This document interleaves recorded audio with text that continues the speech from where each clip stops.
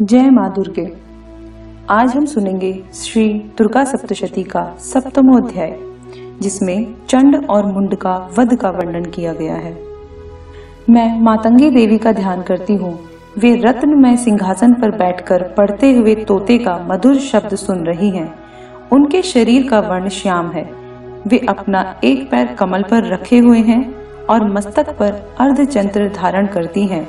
कल्हार पुष्पों की माला धारण किए वीणा बजाती हैं। उनके अंग में कसी हुई चोली शोभा पा रही है।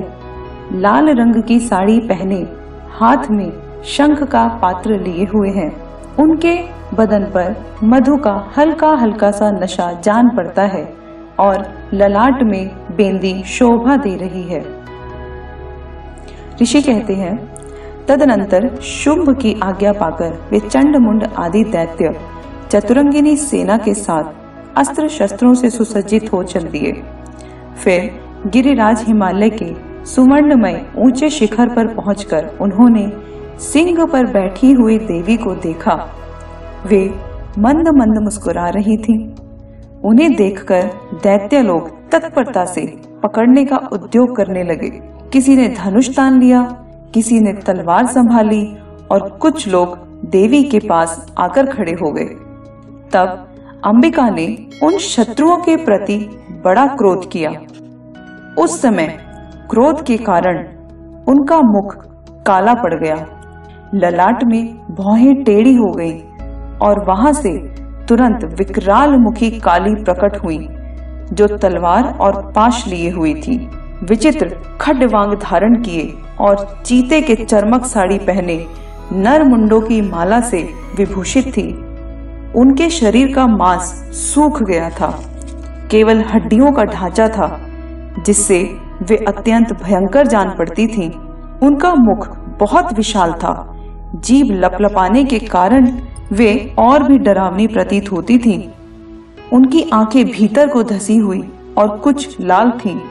वे अपने भयंकर गर्जना से संपूर्ण दिशाओं को गुंजा रही थी।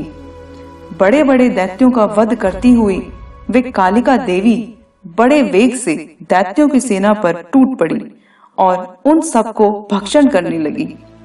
वे पाशर्व रक्षकों, अंकुशधारी महावतों, योद्धाओं और घंटा सहित कितने ही हाथियों को एक ही हाथ से पकड़कर मुंह में डाल लेती थीं।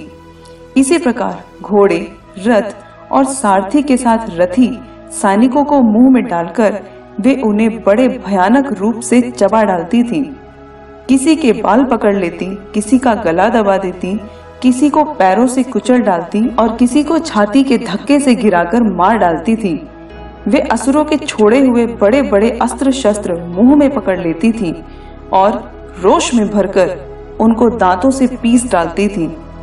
काली ने बलवान एवं दुरात्मा दैत्यों की वह सारी सेना रौंद डाली, स्वाहा डाली और कितनों को मार भगाया। कोई तलवार के घाट उतर गए, कोई खटवांग से पीटे गए और कितने ही असुर दांतों के अग्रभाग से कुचले जाकर मृत्यु को प्राप्त हुए। इस प्रकार उस सारी सेना को क्षण भर में मार गिराया। यह देख चंड उन अत्यंत भयानक काली देवी की ओर दौड़ा तथा महादैत्य मुंड ने भी अत्यंत भयंकर बाणों की वर्षा से हजारों बाण चलाए। ऐसे चक्रों से उन भयानक नेत्रों वाली देवी को आच्छादित कर दिया। वे अनेकों चक्र देवी के मुख में समाते हुए ऐसे जान पड़े मानो सूर्य के बहुतेरे मंडल बादलों के उदर में प्रवेश कर रहे हों।